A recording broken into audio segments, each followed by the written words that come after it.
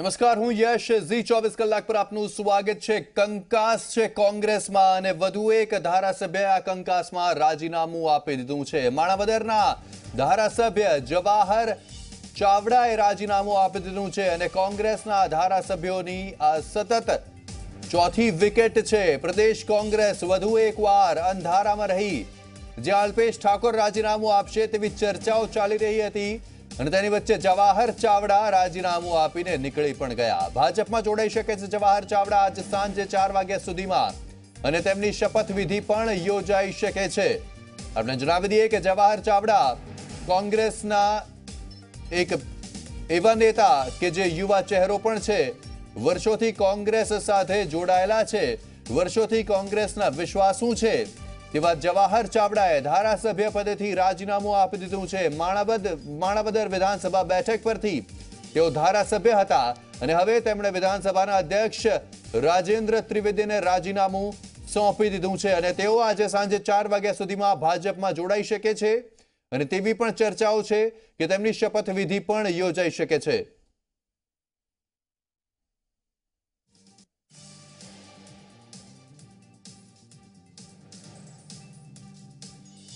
તો અમારી સાથે અમદાવાદ ન્યૂઝરૂમથી જોડાઈ ગયા છે અમારા સંવાદદાતા કિંજલ મિશ્રા, ગાંધીનગરથી છે હિતલ પારેખ અને કોંગ્રેસના પ્રદેશ કાર્યાલયથી છે બ્રિજેશ દોશી. તેમની સાથે વાત કરીશું. કિંજલ, સૌપ્રથમ આપની પાસે આવવા માંગીશું. હવે જવાહર ચાવડાએ રાજીનામું આપી દીધું છે, ક્યાં સુધીમાં ભારતીય જનતા પાર્ટીમાં જોડાઈ શકે અને તેમને શું જવાબદારી મળી શકે છે? જી બિલકુલ, જે રીતે માહિતી મળી રહી છે, હાલમાં ખુલીને કોઈ વાત સામે નથી આવી રહી, પરંતુ જે રીતે માહિતી મળી રહી છે તે પ્રમાણે જવાહર ચાવડા આજે જ ભાજપમાં જોડાય તેવી પૂરેપૂરી શક્યતાઓ છે. ખાસ કરીને વાત કરવામાં આવે તો હાલમાં પ્રદેશ પ્રમુખ ભાજપના જીતુ વાઘાણી તે વલસાડના પ્રવાસ ઉપર છે. બપોરે કહી શકાય કે 4 વાગ્યાની આસપાસ તેઓ અમદાવાદ પાછા આવવાના છે. ત્યારબાદ તે ભાજપનો ખેસ પહેરે તેવી પૂરેપૂરી શક્યતાઓ છે કે આજના દિવસમાં જવાહર ચાવડા હવે ભાજપ સાથે જોડાઈ શકે છે. ત્યારબાદની જે 2 શક્યતાઓ આવી રહી છે તેની અંદર કદાચ તેમને આજે મંત્રીમંડળમાં પણ સામેલ કરવામાં આવે, એક શક્યતા એ પણ વર્તાઈ રહી છે અને બીજી શક્યતામાં તેમને લોકસભાની ટિકિટ આપવામાં આવે, લોકસભા લડાવવામાં આવે, આ 2 શક્યતાઓ પણ આવી રહી છે. પરંતુ ભાજપમાં તે જોડાય છે તે વાત એકદમ નક્કી છે. જી જરૂરથી તે ભારતીય જનતા પાર્ટીમાં જોડાઈ રહ્યા છે તે વાત નક્કી છે, પરંતુ હિતલ, સવાલ અહીંયા તે ઊભો થાય છે કે કોંગ્રેસના એક બાદ એક ધારાસભ્યો જઈ રહ્યા છે. જ્યાં ચર્ચા હતી અલ્પેશ ઠાકોરની, તેમાં જવાહર ચાવડાએ રાજીનામું સોંપી દીધું છે. તો ભારતીય જનતા પાર્ટીને કેટલો ફાયદો જવાહર ચાવડાના આવવાથી તેઓ આવશે તે વાત હાલમાં મનાઈ રહી છે?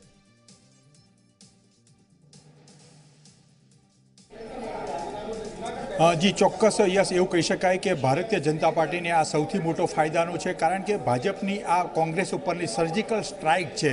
કારણ કે કોંગ્રેસને સતત ઊંઘમાં રાખવાની જે રણનીતિ ભાજપે અપનાવી છે અને કોંગ્રેસને ક્યારેય કલ્પના ન હોય એવા ધારાસભ્યો હવે રાજીનામું આપી રહ્યા છે. એટલે ચોક્કસ એવું કહી શકાય કે ભાજપની આ સર્જિકલ સ્ટ્રાઇકમાં કોંગ્રેસ ફસાઈ ચૂકી છે. કારણ કે કોંગ્રેસનો એક કાર્યકરોનું મોરલ પણ એના કારણે ડાઉન થાય છે કે જે લોકો, જે કાર્યકરો પાયામાં જે કામ કરે છે અને એ કામ જે અંતર્ગત કરી રહ્યા છે, ત્યારે એમના નેતાઓ છે આ પ્રકારે કોંગ્રેસ ધારાસભ્ય પદેથી રાજીનામું આપીને ભાજપમાં જોડાઈ એની વાતથી એ લોકસભા માટે જે કાર્યકર પાસેથી કામ લેવાનું છે એ લોકોની મનોસ્થિતિ આખી એની અસર થશે. એક વસ્તુ ભાજપને સૌથી મોટો ફાયદો આ થવાનો છે. સાથે સાથે એક આમ પ્રજામાં પણ સીધી રીતે જોવા જઈએ તો એ લોકોને સતત એવું ફીલ થઈ રહ્યું છે કે કોંગ્રેસ પોતાના ધારાસભ્યોને સાચવી નથી શકતી. તો એ વિધાનસભા કે લોકસભાની વાત હોય ત્યારે એમના પ્રતિનિધિઓ દેશને કે રાજ્યને કેવી રીતે સાચવશે, તેના કારણે આમ પ્રજામાંથી પણ કોંગ્રેસ દૂર જઈ રહી છે.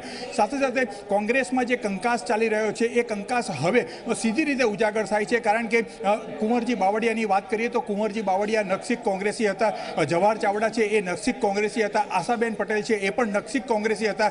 તેઓ આ 3 નકશિક કોંગ્રેસી હતા, તેમની ગઢસુથીમાં કોંગ્રેસી હતું, પણ એ લોકો પણ હવે જો કોંગ્રેસનો સાથ છોડવા તૈયાર હોય તો નવા જે લોકો છે એ કોંગ્રેસનો સાથ કેવી રીતે પકડશે? આ તમામ રીતે જોવા જઈએ યસ તો મોરલી ભાજપને એક સૌથી મોટો ફાયદો મળી રહ્યો છે અને સ્વાભાવિક છે કે એની સીધી અસર, જેનો લાભ છે લોકસભામાં ભાજપને જોવા મળશે. જી જી જરૂરથી બ્રિજેશ, ઘણા બધા કારણો હોઈ શકે છે જવાહર ચાવડાના કોંગ્રેસ છોડવા પાછળ, પણ શું કારણ એક એ પણ હોઈ શકે કે હમણાં જે કોંગ્રેસમાં નવા જોડાયેલા નેતાઓ છે તેમનું પ્રભુત્વ, તેમનું મહત્વ વધી રહ્યું છે પક્ષમાં, તેના કારણે ક્યાંક અંદરો અંદર નારાજગી હોય અને બીજી બાજુ ભારતીય જનતા પાર્ટી તરફથી તેમને સારું આશ્વાસન મળતું હોય જેથી તેમણે પક્ષ છોડ્યો હોય, ભલે તેઓ કોંગ્રેસ સાથે વર્ષોથી જોડાયેલા છે તેમ છતાં?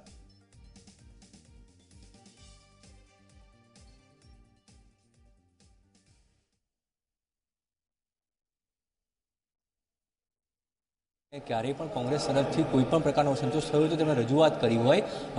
જવાહર ચાવડાના કેસમાં એવું કંઈ પણ નથી થયું કે તેમણે કોઈ રજૂઆત કરવી પડી. કુંવરજી બાવળિયાના કેસમાં નારાજગીની વાતો હતી, એમણે રજૂઆત કરી હતી. આશાબેનના કેસમાં પણ નારાજગીની વાત હતી તો એમણે પણ રજૂઆત કરી હતી. પણ જવાહર ચાવડાના કેસમાં આવી કોઈ પણ રજૂઆત પ્રદેશ નેતાઓને કે હાઈકમાન્ડને ક્યારેય પણ નથી મળી. એટલે સૌથી મોટો સવાલ એ છે કે શું લોકસભાની ચૂંટણી કે પછી મંત્રીપદ, શું એવી ઓફર થઈ છે જેના કારણે એમણે આ નિર્ણય લીધો છે? કારણ કે તેઓ પોતાના વિસ્તારમાં મજબૂત છે, પોતાના વિસ્તારમાં તેમનો ગઢ છે અને તે તેમના પિતાના સમયથી એ બેઠક સુરક્ષિત બેઠક છે, કોંગ્રેસની બેઠક રહી છે, તેમના પરિવારનો પણ દબદબો રહ્યો છે. એટલે શું તેઓ ફરી ત્યાંથી મંત્રી બનીને તેઓ ત્યાંથી ફરી લડશે કે પછી લોકસભા લડશે? કારણ કે લોકસભા જો લડવી હોત તો કોંગ્રેસમાં પણ તેમના માટે વિકલ્પ ખુલ્લો હતો.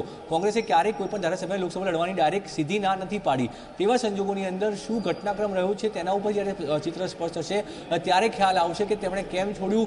કારણ કે તેમણે મીડિયા સાથે કોઈ વાત નથી કરી, મીડિયાથી દૂર રહ્યા છે, મીડિયાને પણ કોઈ કારણ નથી આપ્યું.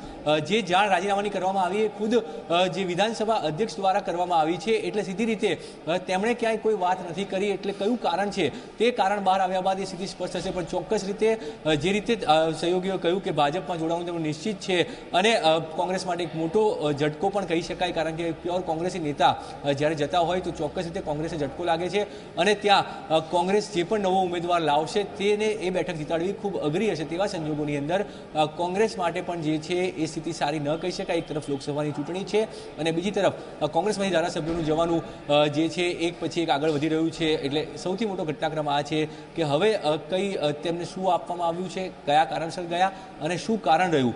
ચોક્કસ કોઈ સારી ઓફર હશે તો જ રિઝાઇન કર્યું હોય અને ભાજપમાં જોડાઈ રહ્યા હોય, પણ તે ઓફર શું હશે, શું થઈ હતી તે સ્થિતિ સ્પષ્ટ થશે, ત્યારબાદ આખું ચિત્ર સ્પષ્ટ થશે. જી યશ.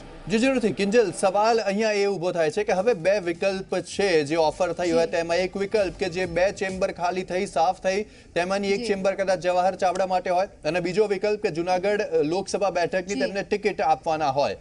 કયા વિકલ્પની વધારે પ્રબળ શક્યતાઓ છે? ભારતીય જનતા પાર્ટીના અંદરના સોર્सेस, સૂત્રો શું કહે છે?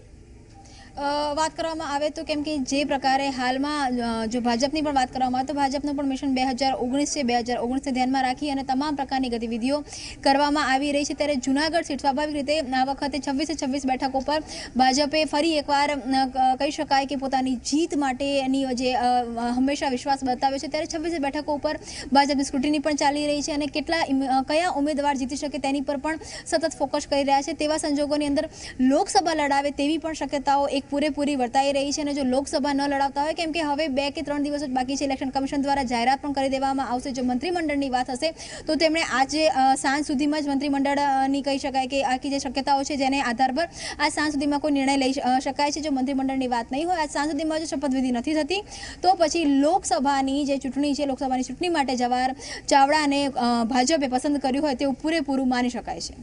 જી જરૂરથી, પણ તેની સાથે જ હિતલ, સવાલ તે પણ થાય છે કે કોંગ્રેસ શું ઊંઘતી ઝડપાઈ? અલ્પેશ ઠાકોરને મનાવવાની જ્યાં ગતિવિધિઓ ચાલતી હતી તેની વચ્ચે જવાહર ચાવડા, જેના વિશે વિચાર્યું પણ નહીં હોય, તેમણે અચાનક રાજીનામું સોંપી દીધું. શું કોંગ્રેસ ઊંઘતી ઝડપાઈ તેમ કહી શકાય?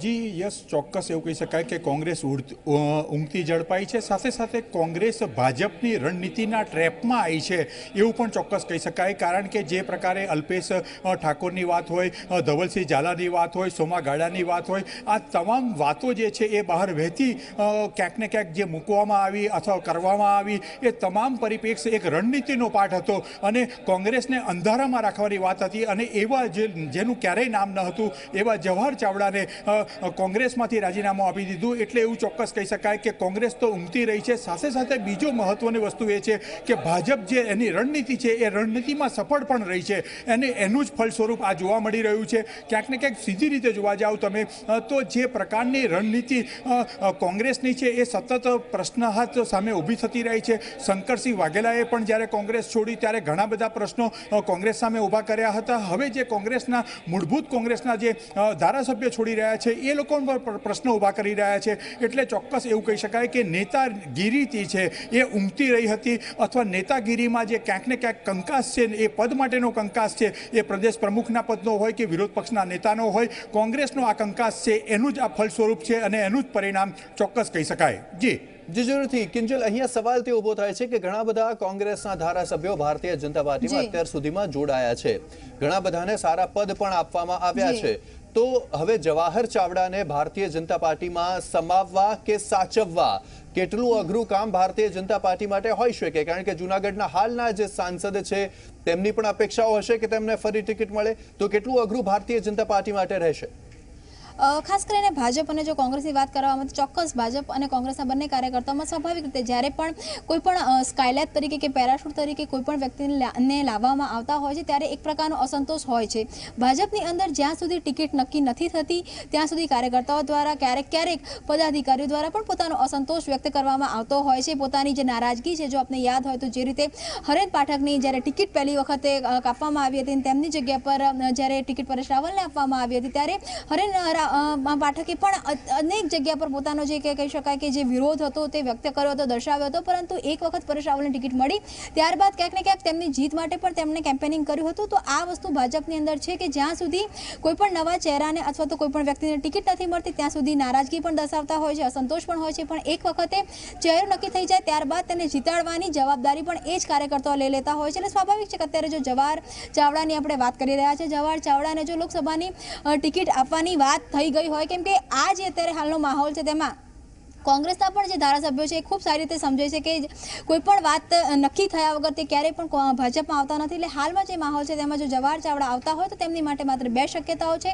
કાં તો મંત્રીમંડળ અને કાં તો લોકસભાની સીટ. જે હાલની જે શક્યતાઓ છે તેમાં લોકસભાની સીટ પરની જે શક્યતાઓ છે તે વધારે લાગી રહી છે. અને સૌથી પહેલાં આજના દિવસમાં જવાહર ચાવડા ભાજપમાં જોડાય તેની પૂરેપૂરી શક્યતાઓ છે. સાંજ બાદ તે ક્યારે પણ કમલમ પર આવે અને કમલમ પર ભાજપનું ખેસ ધારણ કરે તેવી પણ શક્યતાઓ અત્યારે વર્તાઈ રહી છે. જરૂરથી કિંજલ, આપ અમારી સાથે જોડાયેલા રહેશો, અપડેટ મેળવતા રહીશું આપની પાસેથી. પરંતુ હિતલ, હવે આપની પાસે ફરી એક વખત આવીએ તો સવાલ તે છે કે હાલમાં ગાંધીનગરમાં કયા પ્રકારની ગતિવિધિઓ ચાલી રહી છે? શું આજે સાંજ સુધીમાં જવાહર ચાવડા ભારતીય જનતા પાર્ટીમાં જોડાઈ શકે છે? કેટલી શક્યતાઓ તેની?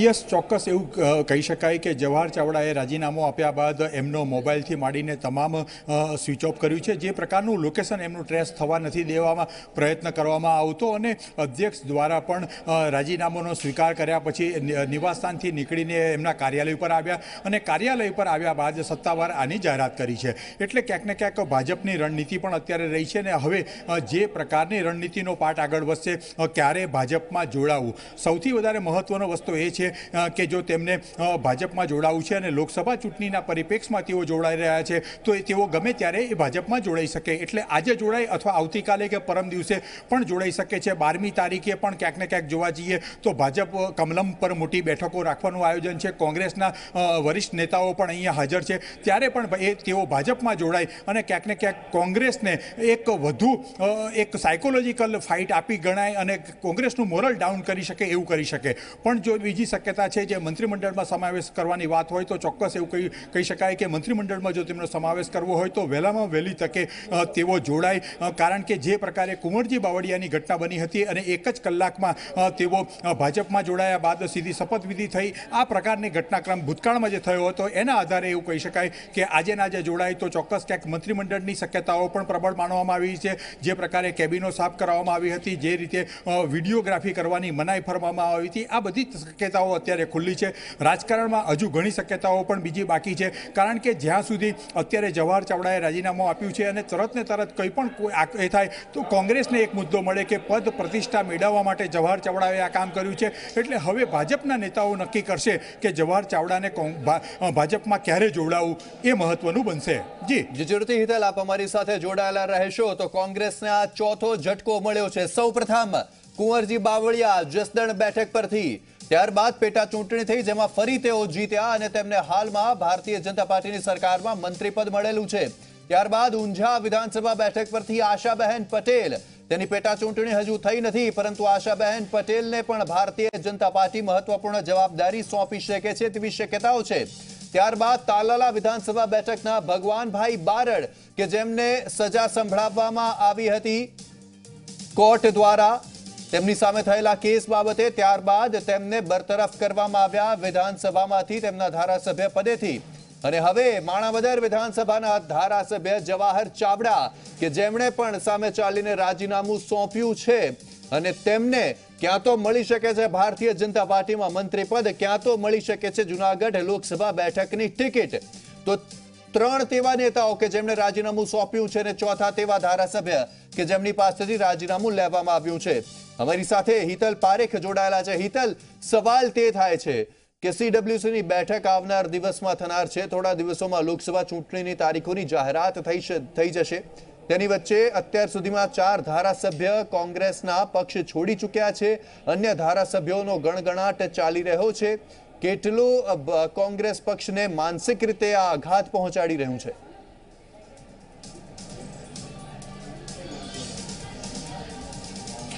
જી ચોક્કસ એવું કહી શકાય કે માનસિક રીતે ચૂંટણી લડતા પહેલાં જે કોંગ્રેસને તોડી નાખવાનો આ પ્રયત્ન છે ને એનાથી કોંગ્રેસને ચોક્કસ કોંગ્રેસના એક પાયાના કાર્યકરને પણ એમાં અસર થાય એ રીતે માનસિક આક્રમણ ક્યાંક ને ક્યાંક કર્યું છે. માનસિક સર્જિકલ સ્ટ્રાઇક ભાજપ દ્વારા કરવામાં આવી છે અને આ સર્જિકલ સ્ટ્રાઇકમાં કોંગ્રેસના નેતાઓ ઊંઘતા પણ ઝડપાયા છે. કોંગ્રેસ માટે તો ખુમારીની જ અત્યારે ઘટના છે, કારણ કે જે પ્રકારે સર્જિકલ સ્ટ્રાઇક દેશમાં થઈ તેના કારણે ભાજપ તરફી એક વાતાવરણ ઊભું થયું. સાથે બીજું જોવા જઈએ તો એ વાતાવરણ બાદ કોંગ્રેસના ધારાસભ્યો હવે કોંગ્રેસને છોડી રહ્યા છે.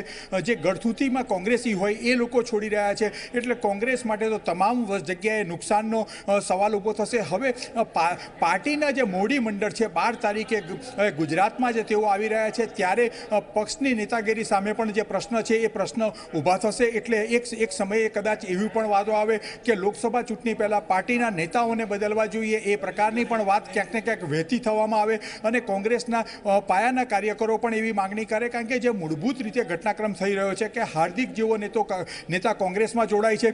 સ્વાભાવિક છે કે જે વર્ષોથી કોંગ્રેસી લોકો જે કામ કરી રહ્યા છે તેમની નોંધ નથી લેવામાં આવતી, અને આવતીકાલે જે લોકો આવ્યા છે તે લોકો માટે આ પ્રકારનું પ્લેટફોર્મ પૂરું પાડવામાં આવે છે એ સુધીની ચર્ચા છે. સ્વાભાવિક છે કે આ પ્રકારની ઘટનાઓ ભાજપમાં પણ થાય છે, પણ ભાજપ એક શિસ્તના નામે છે. ભાજપનો એક કાર્યકર, નીચનો કાર્યકર છે, એ કદાચ સ્વાભાવિક છે કે ગ્રુપ મિટિંગોમાં આની ચર્ચા કરશે, પણ જાહેર પ્લેટફોર્મ પર પોતાની નારાજગી નથી વ્યક્ત કરતા હોતા. ત્યારે કોંગ્રેસમાં જે પ્રકારની કોંગ્રેસની ઢબ છે, કોંગ્રેસની રાજનીતિ રહી છે, એ પ્રકારે કોઈ પણ વ્યક્તિ ગમે ત્યારે ગમે તે બોલી શકે છે. તે તમામ વસ્તુઓ એવી છે જે કોંગ્રેસ સામે અત્યારે આવી રહી છે. જી જરૂરથી. અને તેની સાથે જ હિતલ, આવનાર લોકસભા ચૂંટણી પહેલા કોંગ્રેસ ક્યાંક ને ક્યાંક વિચારી રહી હશે કે કયા નેતાને કે કયા ધારાસભ્યને કેવી રીતે તેનો ઉપયોગ કરી શકાય, કેવી રીતે તેમને તેવી રીતે જવાબદારી સોંપી શકાય જેથી પક્ષને ફાયદો થાય.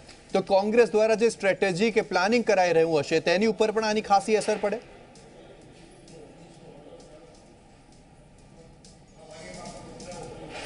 જી ચોક્કસ એવું કહી શકાય, કારણ કે આ વખતે પ્રથમવાર એવી ઘટના બની છે કે સામાન્ય રીતે કોંગ્રેસની એક સિસ્ટમ રહી છે કે છેલ્લે મોડે ઉમેદવારોની જાહેરાત કરવી. આ ઉમેદવારોની જે જાહેરાત મોડી થવાના કારણે પક્ષમાં આંતરિક અસંતોષ ઊભો થતો હોય છે, પણ એને ખાળવા માટે ગઈકાલે એક પ્રથમ 4 સભ્યોની 4 કેન્ડિડેટની યાદી જાહેર કરી દીધી, જેમાં 15 જે રાષ્ટ્રીય રીતે યાદી જાહેર કરી એમાંથી ગુજરાતને મહત્વ આપવામાં આવ્યું છે. 1 થી 4 નંબર સુધીના ગુજરાતના ઉમેદવારો જાહેર કર્યા છે. આવા આવા પરિપ્રેક્ષમાં કોંગ્રેસની આ રણનીતિ હતી, એને રણનીતિને ખાડી નાખવા માટે અત્યારે જે ઘટનાક્રમ સર્જાયો, સાથે સાથે કોંગ્રેસના નેતાઓએ એક નિવેદન પણ કર્યું હતું કે કોઈ પણ વર્તમાન ધારાસભ્યોને લોકસભાની ટિકિટ નહીં આપવામાં આવે. ક્યાંક ને ક્યાંક જોવા જઈએ તો આ પ્રકારની જે ઘટનાક્રમ સર્જાયો છે એમાં એ નિવેદનની પણ ક્યાંક ને ક્યાંક જવાબદારી છે, કારણ કે કોંગ્રેસના ધારાસભ્યોને ખબર પડી છે કે લોકસભાની ચૂંટણીમાં કોઈ ટિકિટ આપવામાં નહીં આવે એ પ્રકારની વાત છે. સાથે સાથે લાંબા સમયથી રાજ્યમાં સરકાર કોંગ્રેસની નથી, એટલે સ્વાભાવિક છે કે કોઈ સત્તા મળવાથી પણ એ દૂર છે. એટલે ક્યાંક ને ક્યાંક કોંગ્રેસના ધારાસભ્યો છે એ લોકસભાની ટિકિટ મેળવવા માટેનો પ્રયત્ન કરી રહ્યા છે અને સત્તાની નજીક આવવાનો તેઓનો આ પ્રયત્ન છે, એટલા જ માટે તેઓ ભાજપમાં જોડાઈ રહ્યા છે. જી જરૂરથી હિરેલ, જે રીતે કોંગ્રેસના જેટલા ધારાસભ્યો પક્ષ છોડીને ગયા છે, તો તેમાંથી એવું કહી શકાય કે ભારતીય જનતા પાર્ટીએ સીધી રીતે સૌરાષ્ટ્ર અને પાટીદાર પ્રભાવિત વિસ્તારો અને ત્યાંની લોકસભા બેઠકો અથવા વિધાનસભા બેઠકોને સીધી રીતે ટાર્ગેટ કરી છે. કુંવરજી બાવળિયા સૌરાષ્ટ્ર, જવાહર ચાવડા સૌરાષ્ટ્ર, તો પછી મહેસાણાથી આશાબહેન પટેલ કે જે પાટીદાર પ્રભાવિત પૂરેપૂરો આખો જિલ્લો છે. તો ભાજપની રણનીતિ સ્પષ્ટ છે કે તેઓ આ વખતે સૌરાષ્ટ્ર અને પાટીદાર પ્રભાવિત વિસ્તારો પર સૌથી વધારે ધ્યાન રાખવા માંગે છે.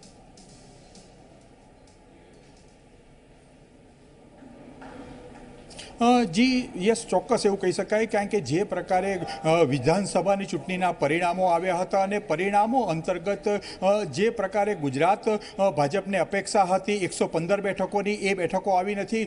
એ વખતેના પરિણામોમાં ભાજપ 100 બેઠકોમાં સમેટાઈ. આ બધા જે કારણો હતા એ કારણમાં સૌથી વધારે જોવા જઈએ તો ક્યાંક ને ક્યાંક સૌરાષ્ટ્ર અમરેલીવાળો જે વિસ્તાર છે, સૌરાષ્ટ્ર પટ્ટો છે, એમાં ભાજપને ખાસું નુકસાન સહન કરવું પડ્યું. સાથે સાથે પાટીદાર આંદોલનના કારણે પણ ગુજરાતમાં ભાજપને નુકસાન સહન કરવું પડ્યું. એટલે જે દિવસે એના પરિણામ આપ્યો ત્યારથી જ લોકસભાની રણનીતિ ભાજપે બનાવી લીધી હતી અને આ રણનીતિ અંતર્ગત અત્યારે ભાજપ ચાલી રહ્યું છે. સૌરાષ્ટ્રના વિસ્તારોમાં કદ્દાવર જે નેતાઓ છે તેમને પકડવામાં આવી રહ્યા છે. કુંવરજી બાવળિયા છે, એક કોડી સમાજમાં એક આગવું વ્યક્તિત્વ ધરાવતા વ્યક્તિ છે અને કોડી સમાજના રાષ્ટ્રીય પ્રમુખ પણ તેઓ રહ્યા છે. તેમને પ્રથમ તોડ્યા, કારણ કે પાટીદારોનો સામે જે વોટ બેંકની વાત છે એ પાટીદારો પછી જે કોડી સમાજની વોટ બેંક રાજ્યમાં સૌથી વધુ છે ત્યારે એમને તોડવામાં આવ્યા. સાથે સાથે બીજું મહત્વની વસ્તુ એ છે કે જે પાટીદારો નારાજ હતા, તમને ખ્યાલ હોય તો જે પ્રકારે વડાપ્રધાન નરેન્દ્ર મોદીનો ગુજરાત પ્રવાસ થયો એમાં ઉમિયા અને અન્નપૂર્ણા આ બંને માતાઓના કાર્યક્રમમાં પ્રધાનમંત્રી પોતે હાજર રહ્યા છે, એટલે ત્યાં પણ પાટીદારોને રીઝવવાનો પ્રયત્ન હતો. અને હવે પાટીદાર જે ધારાસભ્યો છે અથવા પાટીદાર પ્રભાવિત વિસ્તારો છે તેના ધારાસભ્યોને તોડવાનો ભાજપ દ્વારા પ્રયત્ન કર્યો છે. એટલે એવું ચોક્કસ કહી શકાય કે વિધાનસભામાં જે નુકસાન સહન કર્યું છે એ નુકસાનને રિકવર કરવા માટે લોકસભામાં કોઈ નુકસાન ન જાય એની માટેની આ રણનીતિ છે અને એ ભાગે જ આ ચાલી રહ્યું છે. જી જરૂરથી. તો અમારી સાથે હાલમાં ઝી 24 કલાક ન્યૂઝરૂમથી જોડાઈ ગયા છે અમારા સહયોગી કેતન જોશીજી. કેતન, સૌથી પહેલા સવાલ તે જ થાય છે કે જવાહર ચાવડાના જવાથી સૌરાષ્ટ્રમાં કોંગ્રેસને કેટલો મોટો ફટકો, કેટલું મોટું નામ જવાહર ચાવડા સૌરાષ્ટ્રમાં? જો બહુ મોટું નામ કહેવાય સૌરાષ્ટ્ર માટે જવાહર ચાવડા. અને આપણે સૌરાષ્ટ્રની જો પૃષ્ઠભૂમિ જોઈએ કે સૌરાષ્ટ્ર શા માટે ભારતીય જનતા પાર્ટી માટે છેલ્લા 5 વર્ષથી નબળું છે અને એ પહેલાં પણ કોંગ્રેસ માટે એક સબળ એક આખો વિસ્તાર હતો. 7 લોકસભાની સીટ છે અને એમાં જૂનાગઢને જ શા માટે ટાર્ગેટ કરવામાં આવ્યું? જૂનાગઢ એટલા માટે અગત્યનું હતું કે આટલા મોટા મોદીના ઝંઝાવાતમાં પણ જૂનાગઢની જે વિધાનસભાની બેઠક છે એ ભીખાભાઈ જોશી સતત જીતતા આવે છે. અને આ સિવાય માત્ર જૂનાગઢ છોડો, સૌરાષ્ટ્રની અન્ય વાત કરીએ, ચાહે જામનગર હોય, ખંભાળિયા હોય, દ્વારકા હોય, અમુક વિસ્તાર કલ્યાણપુરનો હોય, પોરબંદરનો હોય, તો જ્યાં આહિર કોમ્યુનિટી છે એ આહિર કોમ્યુનિટી આવા લીડર્સના કારણે જવાહર ચાવડા કરતાં પણ એમના ફાધરનું નામ ખૂબ મોટું છે. એમના ફાધર છે એને દિગ્ગજ નેતા તરીકે સૌરાષ્ટ્રનું માથું ગણવામાં આવતા. ઘણી વખત જ્યારે નરેન્દ્ર મોદી ગુજરાતના મુખ્યમંત્રી હતા ત્યારે જવાહરભાઈ ચાવડાને અચૂક તેઓ જૂનાગઢ જાય ત્યારે એમના ફાધર પેથલજીભાઈ ચાવડાને યાદ કરતા હતા. તો એક મોટું જે બેકગ્રાઉન્ડ જ જેનું કોંગ્રેસ છે, જેની ઓળખ જ રાજનીતિક રીતે કોંગ્રેસની છે, એવા જવાહર ચાવડાને જ્યારે હવે ભારતીય જનતા પાર્ટીમાં પ્રવેશ છે એ નિશ્ચિત બને છે, પ્રવેશની સાથે કદાચ મંત્રીપદ પણ આપે, તો આની પાછળ એક ભારતીય જનતા પાર્ટીની લાંબી રણનીતિ છે કે સૌરાષ્ટ્ર છે એ હંમેશા કમજોર કરી રહી છે. અને ચાહે એ પાટીદાર આંદોલન હોય, ખેડૂતોના ઇસ્યુ હોય કે અન્ય ઇસ્યુ હોય, તો આ બધા કારણોસર કોંગ્રેસ છે એ સૌરાષ્ટ્રમાં ભાજપ કરતાં હંમેશા આગળ બાજી મારી જતું હતું. તો હવે આનો ઉકેલ શું? તો તો એના ઉકેલ માટે જે દિગ્ગજ નેતાઓ છે એને જ શા માટે ભાજપમાં ન લેવા, આ રણનીતિ છેલ્લા ઘણા સમયથી ચાલે છે. ચાહે કોડીના એક લીડર છે કુંવરજીભાઈ બાવળિયા, તો કુંવરજીભાઈને લઈને આખા ગુજરાતના જે કોળી સમાજ છે એને ભેગો કરવાની વાત છે, તો જવાહર ચાવડાને લઈ અને આખા જ આહિર સમાજને પોતાના તરફી કરવાનો આ એક બહુ મોટો માસ્ટર સ્ટ્રોક છે એ ભારતીય જનતા પાર્ટીનું છે. કોંગ્રેસ ફરીથી છે આ બાબતમાં ચૂક કરી ગઈ છે. અત્યારે અલ્પેશ ઠાકોર છે એ દિલ્હીથી અમદાવાદ આવવા રવાના થઈ ગયા છે. અલ્પેશ ઠાકોરનું પણ હચુડચું છે, તો કોંગ્રેસે આમાં બાર્ગેનિંગ કરવું પડે એવી સ્થિતિ છે. અને અલ્પેશ ઠાકોર કે જે આંદોલનનો ચહેરો હતો, કાલ સુધી કોઈ એમને બરાબર ઓળખતું નહોતું અને આજ કોંગ્રેસમાં બીજા કોઈ નેતાનું નથી ચાલતું એટલું અલ્પેશ ઠાકોરનું ચાલે છે. તો કોંગ્રેસ એકદમ ડિફેન્સિવ સ્થિતિમાં આવી ગઈ છે. અને 12 તારીખે જ્યારે કોંગ્રેસ વર્કિંગ કમિટીની બેઠક અહીંયા મળવાની હોય, રાહુલ ગાંધી, સોનિયા ગાંધી જેવા દિગ્ગજ નેતાઓ જ્યારે અમદાવાદમાં આવવાનો હોય અને એવા સમયે જો કોંગ્રેસની વિકેટ ટપોટપ પડે તો આનાથી મોટી સજા હાઈકમાન્ડને કોઈ હોય જ ના શકે.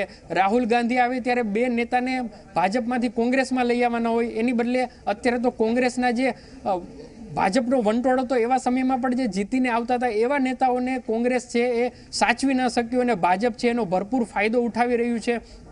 અત્યારે જે આપણા સૂત્રો માહિતી આપે છે એ મુજબ જે રીતે કુંવરજીભાઈ બાવળિયાને રાતોરાત અમુક કલાકોમાં મંત્રીપદ મળી ગયું હતું, કદાચ જવાહર ચાવડાના કેસમાં પણ એવું જોવા મળે. જો કે હજી આધિકારિક એના ઉપર પુષ્ટિ નથી થઈ, પણ એટલું સ્પષ્ટ કહી શકાય કે જે કોંગ્રેસના પોતાના નામ ઉપર આગળ આવેલા વિધાયકો હોય કે સાંસદો હોય એને નથી સાચવી શકતું, તો આખી કોંગ્રેસ હવે કઈ રીતે જાય. એક વાતાવરણ પણ એવું બન્યું હતું કે 26માંથી 26 સીટ આ વખતે લોકસભામાં બીજેપીને નહીં મળે, પરંતુ આ પ્રકારની વિકેટો પડવાથી એવું લાગે છે કે કોંગ્રેસ છે એ ગુજરાતમાં જે થોડીક એન્ટી ઇન્કમ્બન્સી છે એનો લાભ ન લઈ શકે, કદાચ એવું પણ બને.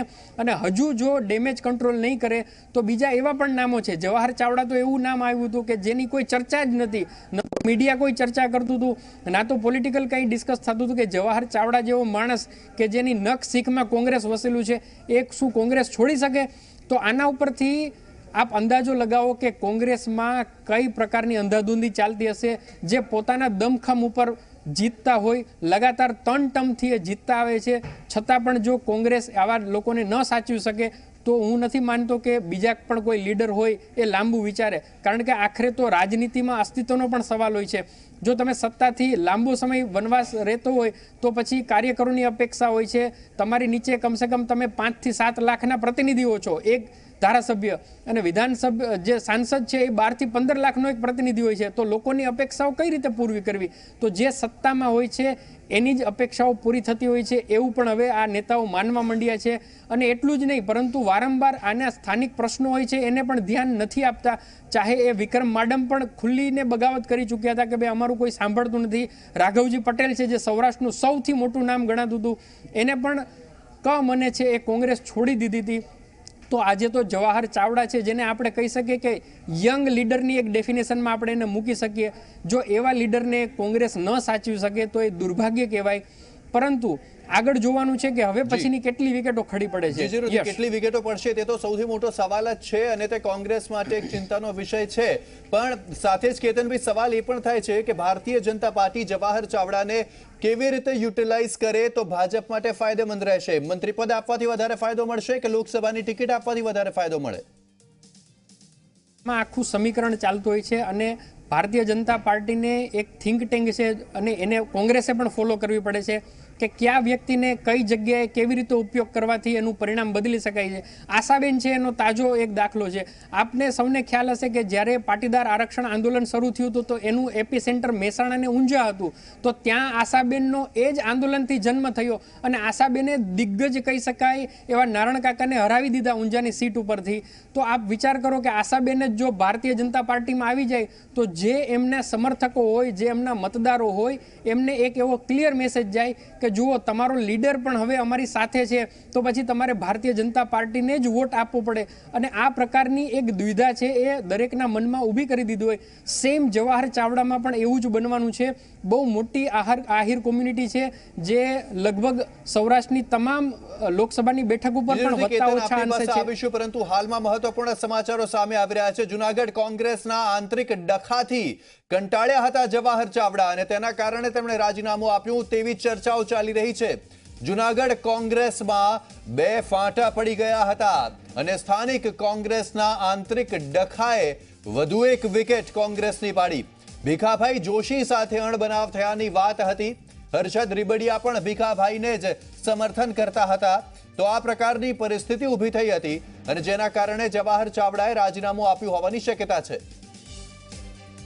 તો અમારી સાથે જોડાઈ ગયા છે અમારા સંવાદદાતા હનીફ ખોખર જૂનાગઢથી. જી હનીફ, જાણવા માંગીશું કે સ્થાનિક રાજકારણ શું હતું જૂનાગઢનું અને જેના કારણે થઈને જવાહર ચાવડાએ રાજીનામું આપવું પડ્યું?